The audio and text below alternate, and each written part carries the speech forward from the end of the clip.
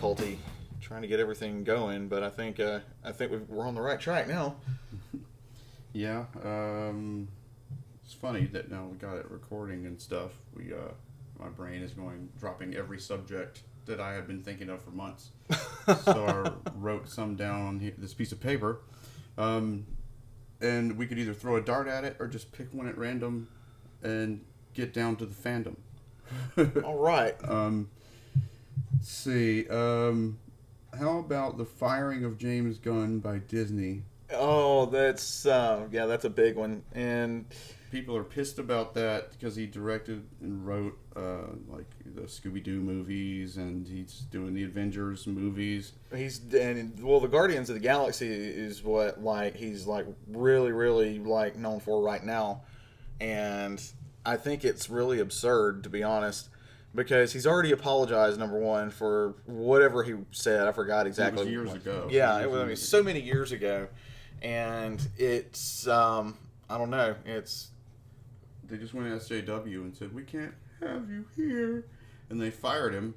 And now people are bringing up, Disney, you want to get pissed about something that people did years ago. Why don't you get pissed at yourselves? And there's a picture of Uncle Remus.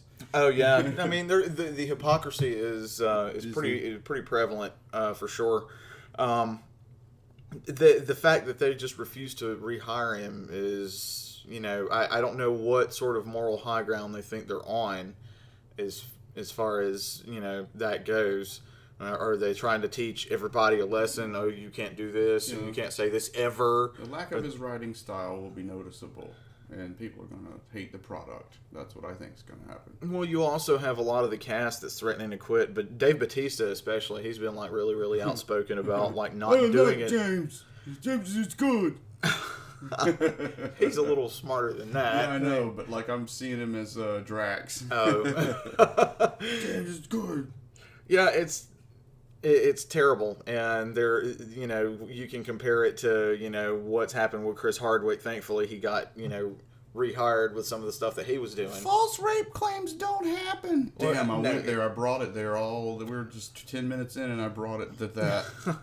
And it wasn't rape actually with Hardwick. It was more like spousal abuse almost is what that's how I read it anyway. But, the fact that so many people came to Hardwick's defense and Chloe never showed any sort of proof, even though she claimed that she had it all this time, but yet she still doesn't, put it out there.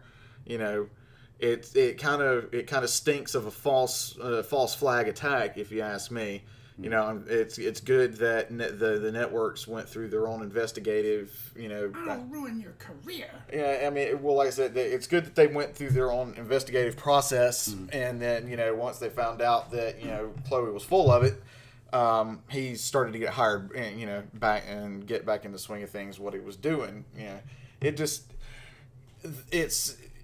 a very dangerous slope of guilty before being proven innocent, or guilty by public association. All right, we have to go back to I'm gonna go Seth MacFarlane here for a minute, because there was an episode of The Orville in the first season that was totally like that. The society was based on, it was all social justice, using social media likes and dislikes to judge everyone. Everybody wore some kind of tag that had a green up arrow and a red down arrow, and people could walk by and dislike you just because they dislike you, and that could get you in trouble with the law, to the point where they would lobotomize you into being happy all the time.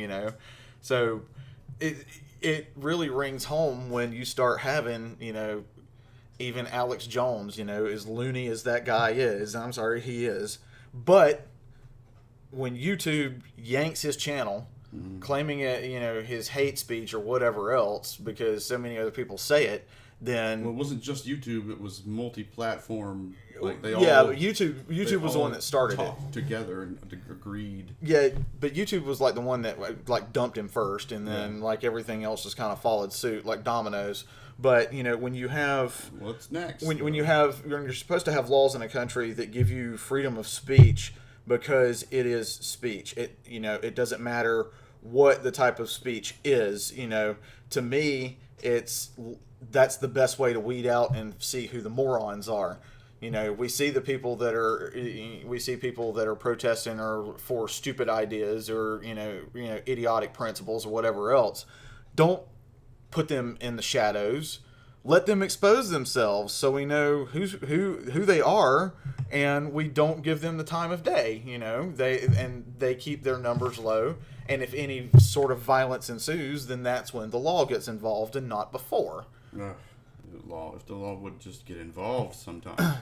That would help. But censoring speech, censoring what people see, that's not democratic. That's not a free society.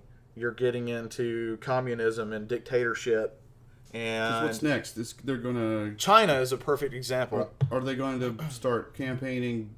They're going to reduce everything down to, well, you know what?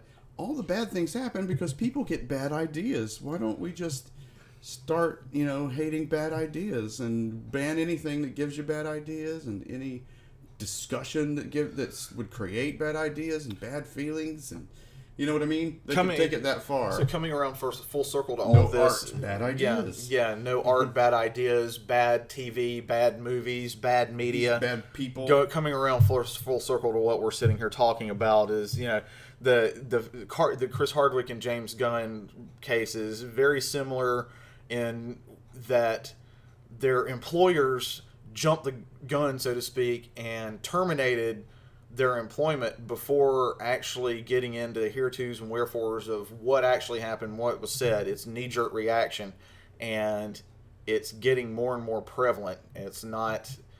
The thing that is companies are reacting this way because they see the SJWs, who are very public, as the new wave of youth, but they don't realize that they're just vocal online and they're a minority, and most people don't have time for that. That most people don't agree with them. And it's like, let's not make the same mistake we did in the 60s. They don't want to listen to the youth back then. So now they listen.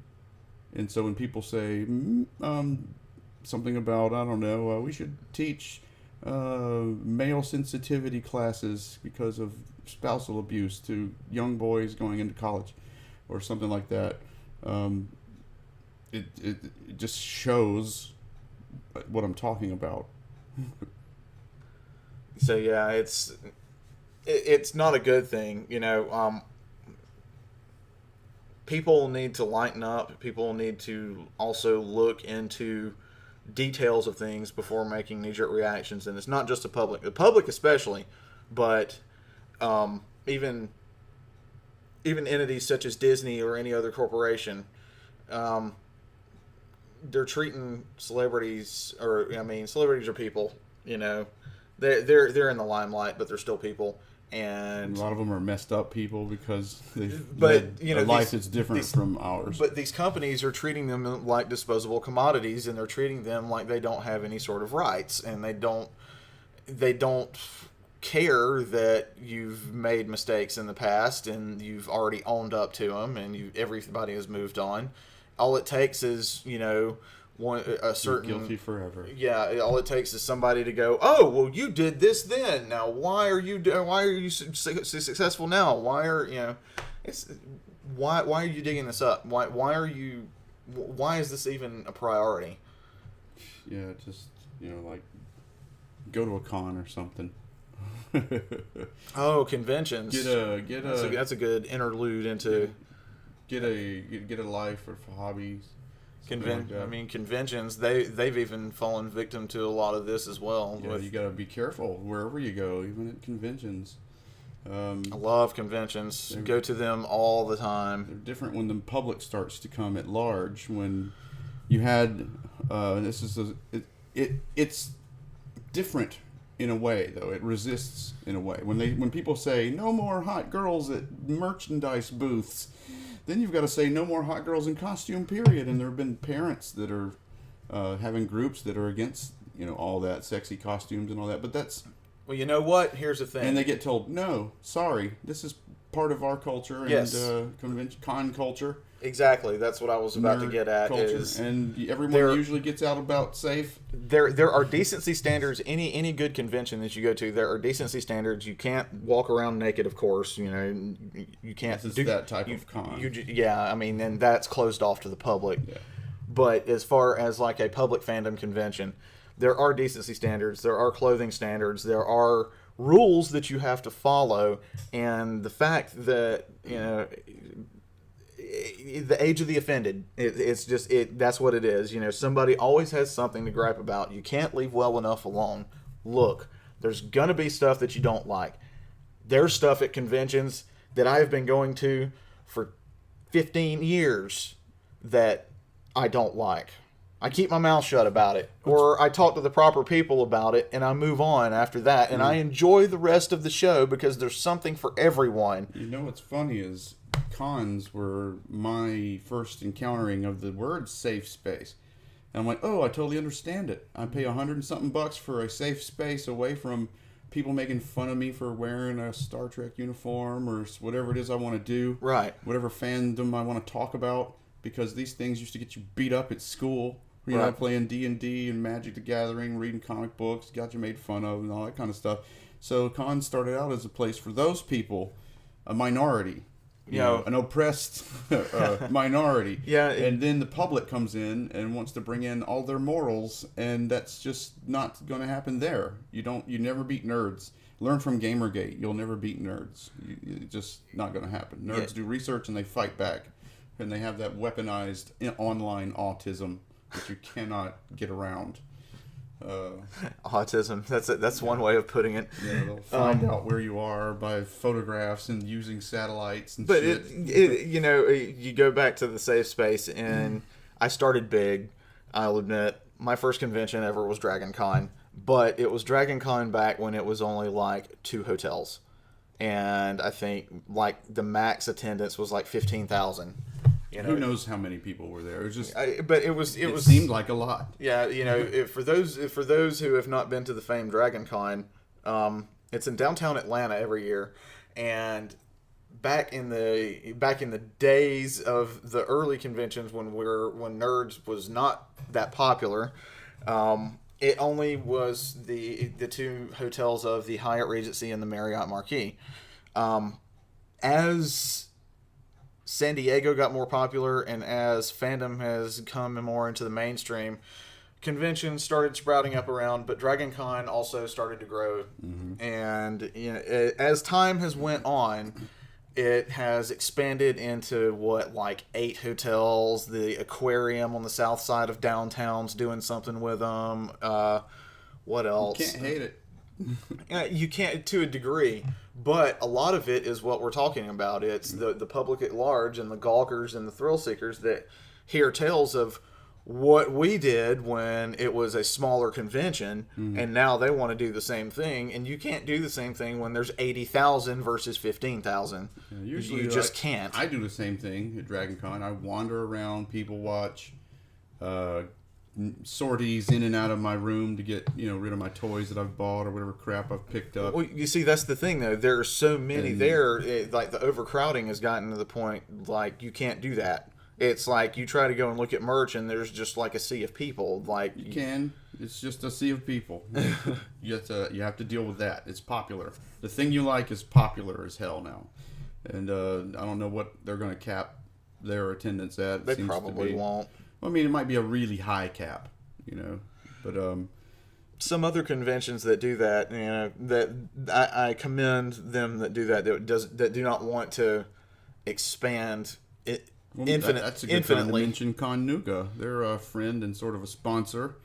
Oh yeah, we've gone to Connuga in Chattanooga, Tennessee for like the entire existence of that convention, which has been like 12 years. Yeah, I think something like that. I think we might have missed the first one. The very first one. Yeah, but every one after that we've been there. So yeah, Todd Patton and his merry band of misfits in Chattanooga put on not only a great convention with Connuga in February, but they also do a haunt in Chattanooga this time of year coming into Halloween. So Yeah, the Ruby Falls haunt, if you've ever heard of it. That's him. Dread Hollow is what he's doing now. He's not doing Ruby Falls anymore, but Dread I Hollow live is... under a rock. It's okay. Dread Hollow, I think this is only the second year he's done it. So Sounds cool. it's I think he's done well with it so far. Yeah, I actually haven't been up there. I know we have so much going on during the Halloween season. We should do it once though. Caught in the crossfire. Because I know he buys all kinds of robots and stuff to put on his trail, and I'm like, wow, he goes to other conventions that are where they just sell those gaffs, all those electronic and mechanical gaffs that jump out at you. And then like I really enjoy.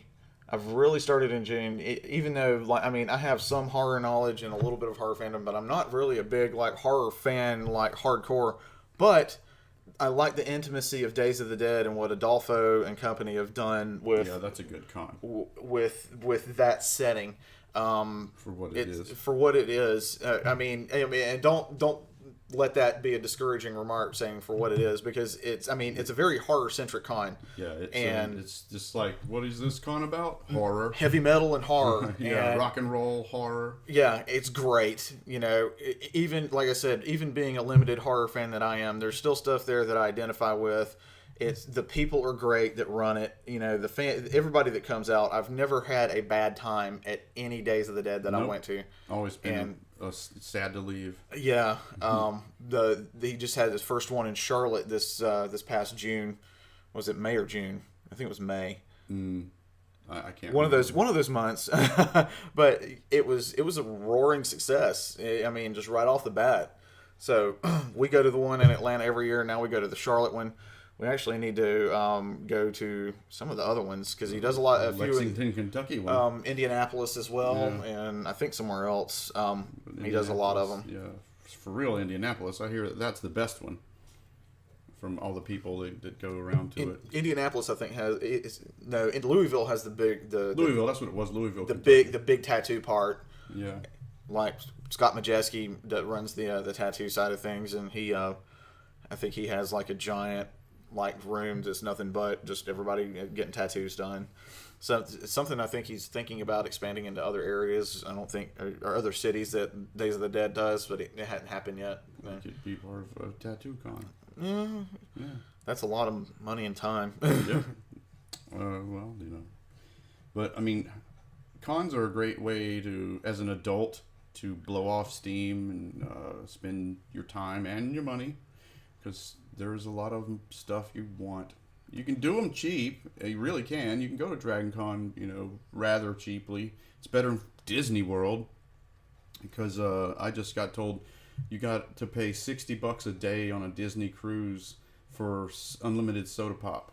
What? Yeah, all the soda pop you can drink is $60 a day. I don't drink $60 worth That's what of I anything a day. I can't. I couldn't do it. Even at a con, I don't think I drink.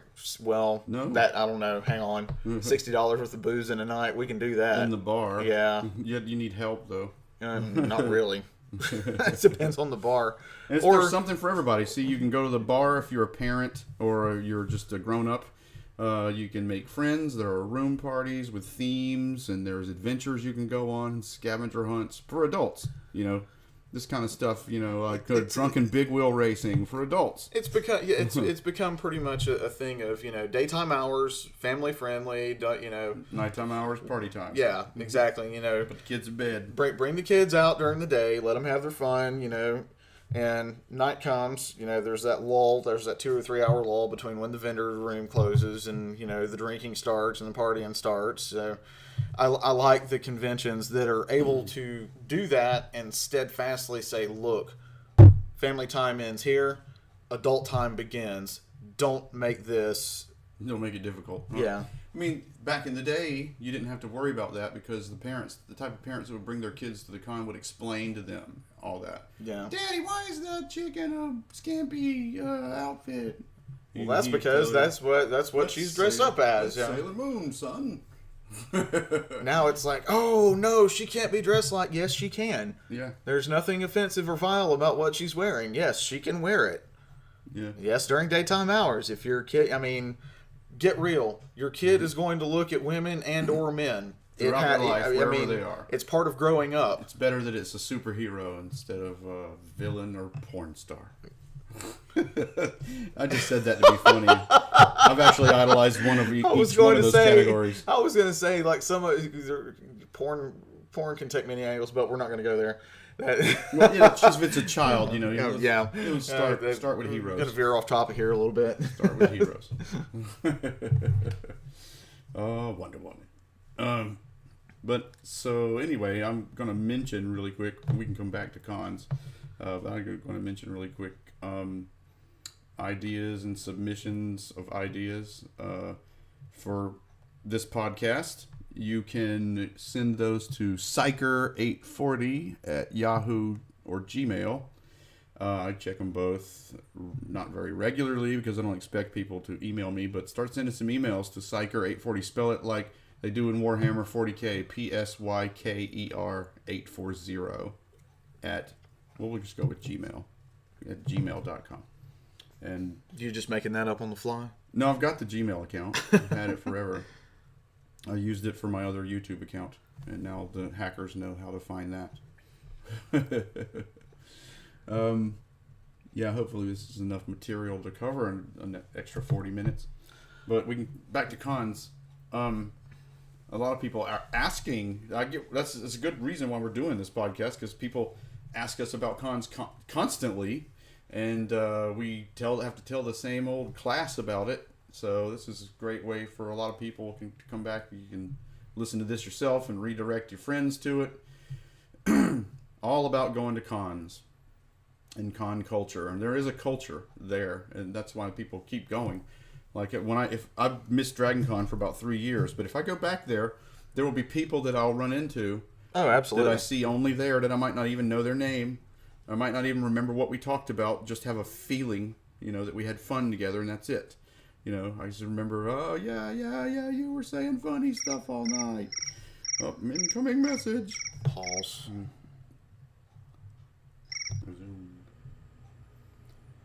All right, that was a word from whatever sponsor that we want to put in that little commercial bump right there. Or we might put a bump. We don't know. We're new at this. So I wonder what it was. We'll find out soon enough. So you and I are both Star Trek fans. Yes. And I have a difficult time accepting the Kelvin timeline for starters, because it's just, I don't know, it's too actiony, it's too, if they were going to do something like that, I would have rather them do something mirror universe oriented versus creating another timeline. Then that would make it watchable.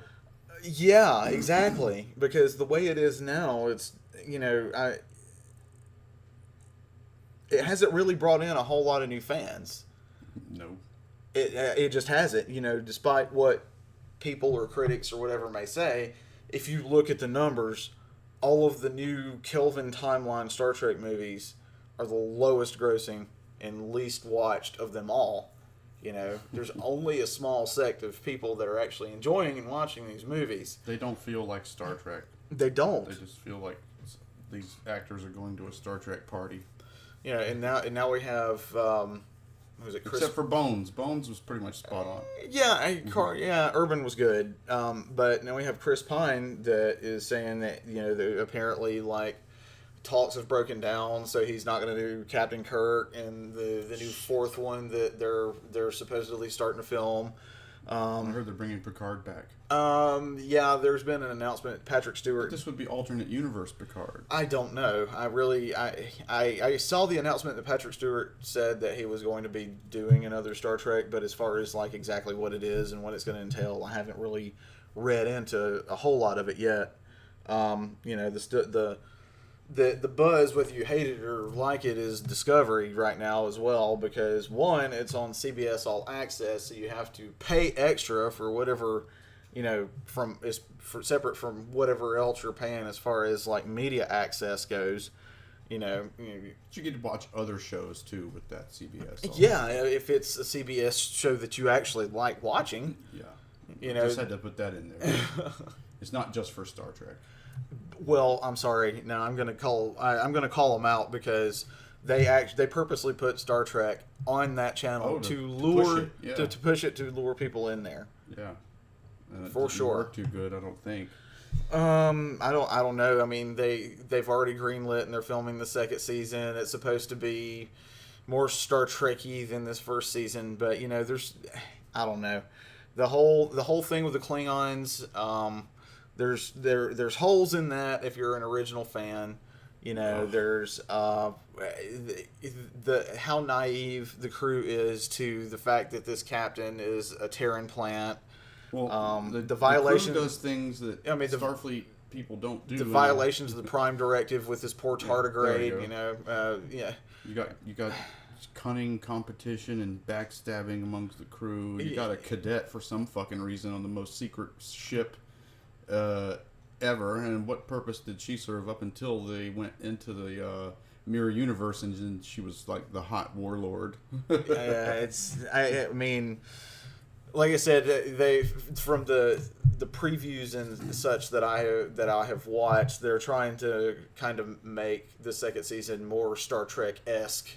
I guess they did hear a lot of the rumblings from people about this first season and how it was, but it still focuses on like a sole character. It doesn't actually like. There's no broad spectrum like getting to know the crew like every other stepsister. No. I'm sorry. Did they have to throw that in there to make it even better? Like, well, why did it have to be Spock? Why couldn't it just be a Vulcan? Yeah, because Sarek was not a fan of humans. No, he was not. Why couldn't it just have been some well-meaning Vulcan? I would have swallowed that a lot better than I'm Spock's stepsister. Like, fuck off with that. I don't. Well, that and this whole thing is not just about her. No, it's not. She started a war. It's about the crew. It's about Starfleet. It's about the whole thing. You don't focus on one person as far as that goes. I mean, the captain of the ship is probably going to have the most screen time naturally, of course. But that doesn't mean that there is not enough screen time gets for more of the everyone. Screen time. I mean, but that doesn't mean, another series that there's not enough time for everyone else, and there is time for you to get to know everyone else as well. They can shift gears anytime they like and just make it about the crew again. I just don't see that happening. Anytime they like. All you gotta do is write it. Writing is magic. Writers don't remember that shit. The bad thing is you've got people like Jonathan Frakes that are like directing episodes, and it's it's the Star Trek that's going on right now. I know. We'll keep his hand in it. It's all. Watch the Orville. It's just bad. Yes, the Orville is fantastic. Seth MacFarlane actually got it right with all of the little jokey puns that he's put in there. Yeah. Of course, because that's Seth. We love earthier. It makes it more real. We love you for it, Seth. We really do. But it's very, very obvious that he is a true fan of Star Trek just because of the way the episodes are played out and the way the crew interacts with each other and. That dynamic. The dynamic, yes. And there's no chemistry. There's no dynamic. They're not in the movies and not with Discovery. There just isn't.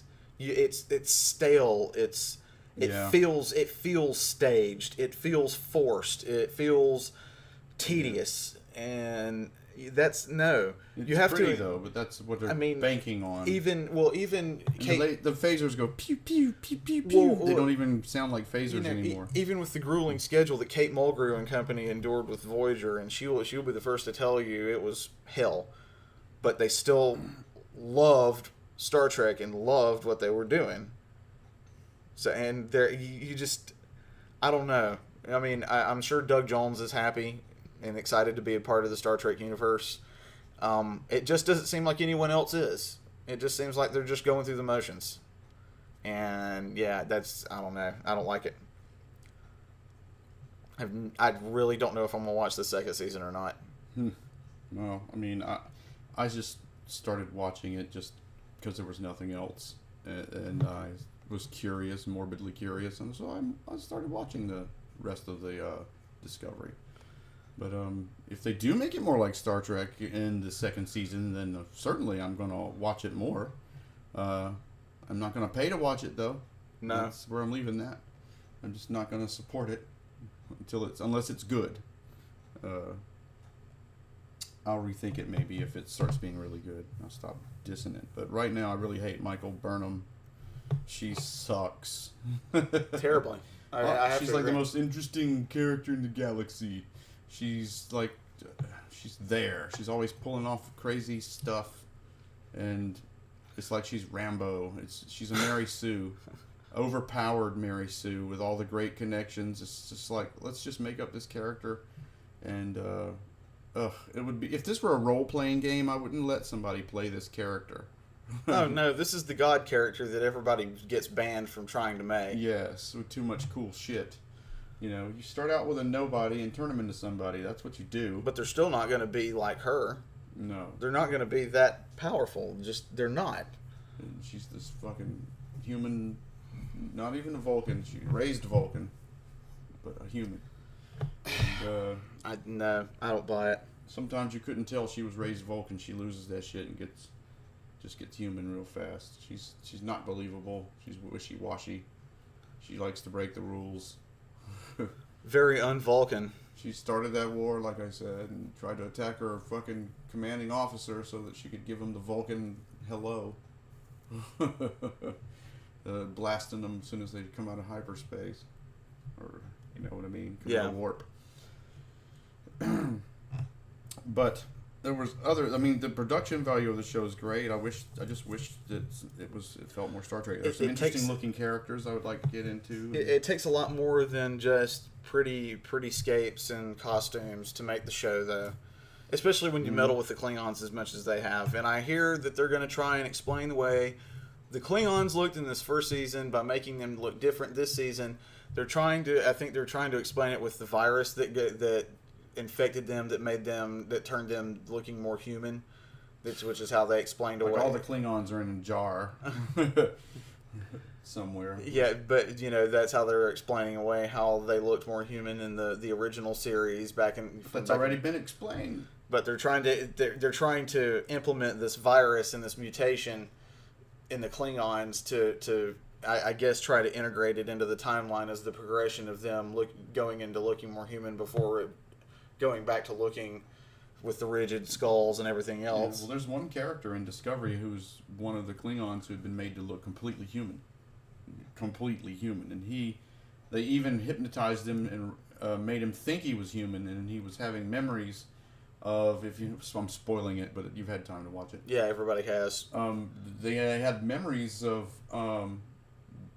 being in a Klingon torture facility and his torturer constantly torturing him, and then they capture this female Klingon who was like a doctor, and it turns out she was the one that converted him, and he was her lover, and he was having dreams about kissing her and shit, and it was freaking him out because he thought he was a human, and that his torturer had just really messed him up. Right.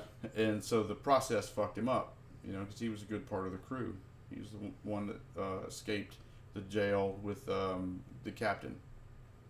So, yeah, you got that. He was the first one, apparently. And he looked completely human. And I'm like, oh, okay, this is why the core in them look completely human. Just with a little extra hair or big eyebrows or something like that. So, that's already been explained, though. Worf explained it. He said it was elective surgery, like fashion or something. And then they were all ashamed of it.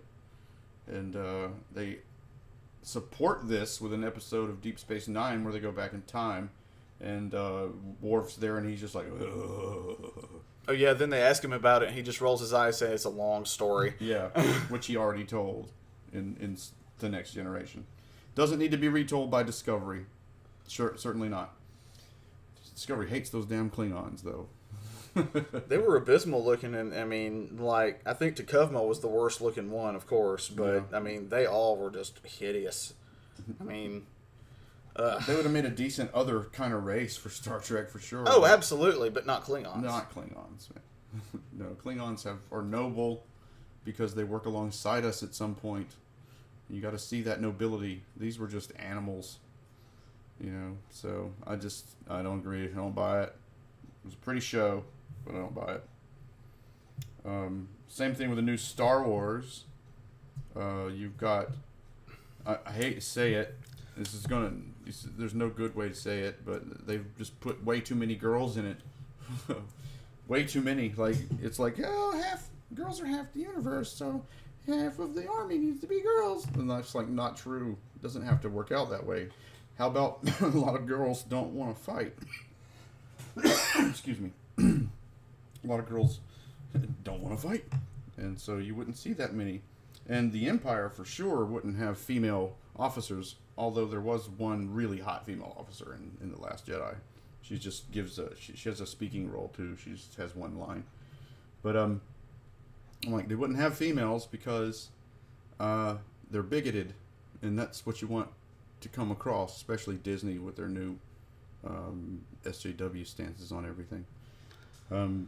So that doesn't work. What else happened? You got this shielded ship flying away at a distance just barely out of the Dreadnought's range. The Dreadnought can launch, and by the way, all giant ships are Dreadnoughts. The one that was there, the ship that, not the Dreadnought they destroyed, but the whatever it was they were in, Star Destroyers, were pelting it with bombs and turbo laser blasts, and it wasn't doing anything because Star Wars universe, their shields are kick-ass. You can crash ships off of them, and rocks explode when they hit them. And so they're like, all right, let's just wait till they run out of gas. And so they're just chasing them and pelting the shield, but at the same time, you've got ships escaping, flying directly through the shield. And I know that there's some sort of tech that might open a window here or there, but it just doesn't, it's not plausible. Unshielded at that. And those ships did take fire later. They were discovered and fired upon. But it's just stupid. That wouldn't happen. They wouldn't make that decision. And the female admiral who doesn't wear a uniform, who are you? Why are you so special? You're not a princess. You're a female admiral. And you should have a uniform. I know Mon Mothma didn't have a uniform, but Mon Mothma was the sitting leader of the Republic, which we called the Rebellion then, but it's the Republic in exile. She was the leader. So she didn't have a uniform per se. She was probably a civilian. But an admiral needs a uniform. I did not respect her, even though she sacrificed herself. And the whole movie was about, we're taking a big ass whipping and we're losing, but that's winning. Now, that's really the way they spun it, too. They lost. For those of you wondering why I'm not saying anything, I have not watched this movie, so I'm turning it over to James to go over his synopsis of what he watched. Because the last Star Wars movie that I actually watched was Rogue One, which I thoroughly enjoyed. I liked Rogue One, and I'm going to like Solo, I think. But well, considering the critics just dumped all over it, I would say that critics would dump over it because it's good. Yeah. That's what's happening. They dump all over fucking Orville, but it's good. They don't want competition for the things they're paid or in the pockets of promoting. And when you point it out, you're called a troll or something. That's what Gamergate was doing with video games. These journalists were all on one side determining who would go up and who would go down, and that's kind of like illegal. There's a King of the Hill episode about that. Yep. Where Hank gets all these business owners together to determine how to manipulate the market together. It's illegal. Now, speaking of Star Wars, I'm sitting here while you were ranting. Yeah, I'm done with the Star Wars. Well, I was going to say, I'm just reading here that Jon Favreau's Star Wars series, they're revealing a series. A live-action series has been shrouded in secrecy since it was first announced for Disney's new streaming service. There we are, another streaming service for you folks to fork out money for. It doesn't sound like Disney is sparing any expense. No surprise there. Learned it might take place during an intriguing area in the Skywalker saga. According to a new report from Making Star Wars, the series will be set between The Return of the Jedi and The Force Awakens. That's a really big time scale. Yeah, that's a lot of years. It might be picking up on some major events from Star Wars The Clone Wars and Star Wars Rebels, as it's said to focus on the planet of Mandalore. Oh, sweet. Where the Mandalorians come from. Yeah. The Boba Fett's. So there's a little tidbit for you guys reading as this breaks. From comicbook.com. Yeah, Right. just kind of trolling around and seeing what they got posted up that we can talk about. Come on, folks, you all do it. All the other podcasts do it. Whatever. Comicbook.com says, it happens a lot. It just happened to be the website I was trolling through today. But yeah, I have not seen anything about the Star Wars series, so that might be really good. So much more could have been done with Star Wars that they did. They just took it and built a crappy thing out of it that won't stand the test of time, when they could have taken it and slowly woven a whole bunch of interesting new stories for kids and adults. Out of the books that have already been written about it. You really... That's what movie guys used to do. They'd read books and go, let's turn this book into a movie. Yeah, that would be nice. I mean, you could do that with Star Trek as well. I mean, These were already accepted as canon by George Lucas before this happened. So Star Trek's the same way. I mean, Peter David alone wrote so many Star Trek novels that you could make into a movie. It's not funny. Yeah. But, you got the majority of people that are making TVs and movies now that are putting in as little effort as possible. I'm sorry, that's what it looks like, and that's what it seems like. And even with fandom shows, I mean, really, how much longer are you going to drag out The Walking Dead? Just seriously. I mean, don't they make it to the promised land ever? I don't know, and I don't care because I've watched all of one episode. And I fell asleep 20 minutes into it. But I see that it's, 9 or 10 seasons in now? It's like, what have you been doing? Wow. But I quit after the second, something in the second season. I think it was the second episode, second season of Walking Dead. I just stopped. It didn't hold me. Didn't hold my interest. I didn't love the characters. I mean, Norman Reedus has done such better roles. We loved some of the zombies more than the characters, the villains, because some of the actors became friends of ours at cons. Yeah, but I still tell them I don't like their show. Yeah, I tell them too. I was like, I don't watch it, man. It doesn't matter if I watch it or not.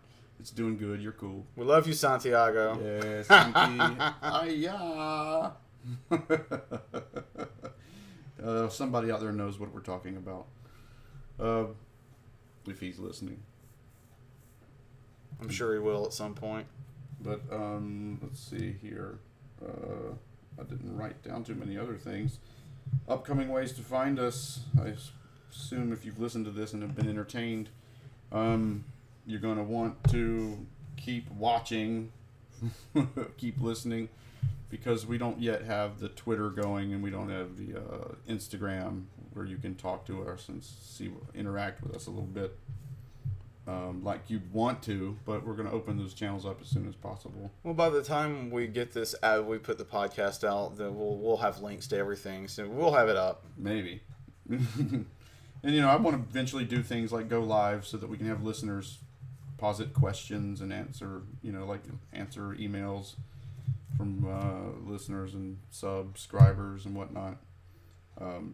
Have all that interactivity, so that when we go out, you know who we are. You come and you can be hanging out and stuff. You gotta go to cons for this though.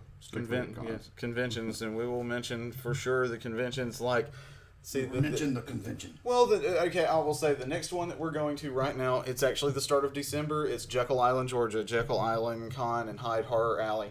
It's a great little island to go to. It's peaceful down there. The con's top notch. So we'll be down there for sure. I've never been. But by the time we have everything published, we'll have another list of events that we'll be going to for sure. But after that, we've got Days of the Dead Atlanta in January this year. Con Nougat. Next year, you mean? Well, yeah, next year. Yeah. That's what I'm saying. After Jekyll Island, we have in January. It's Days of the Dead. I got some cons of interest that are within a couple states in the October season, October, November. I have forgotten what they are. I'll bring them back up.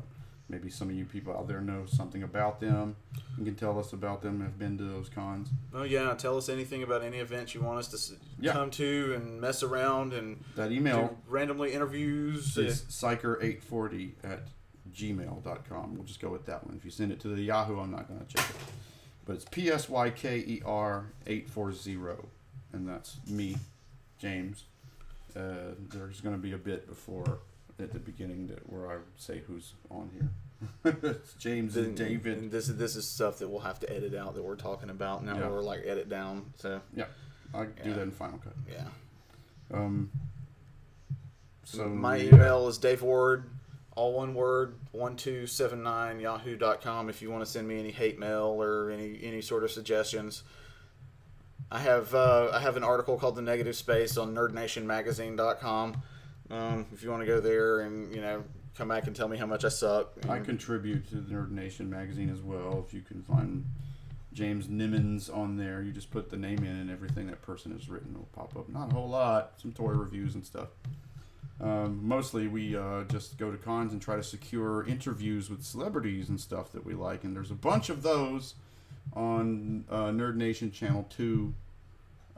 You just go to YouTube and put in Nerd Nation CH2, and you will find all of our interviews and little creative things we've made to keep us on your mind. And I think that's about it. About wraps this one up. All right.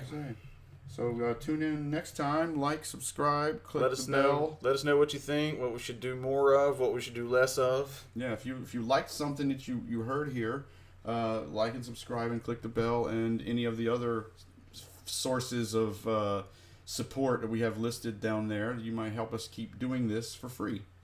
I know it doesn't make sense when you say send us money so we can do this for free, but if you think about it really hard, you'll know that this takes time to do, and you either got to do this or go to work. So the more money we have to make this easier to do, the more of this we can do for you. And look for us and our guests soon.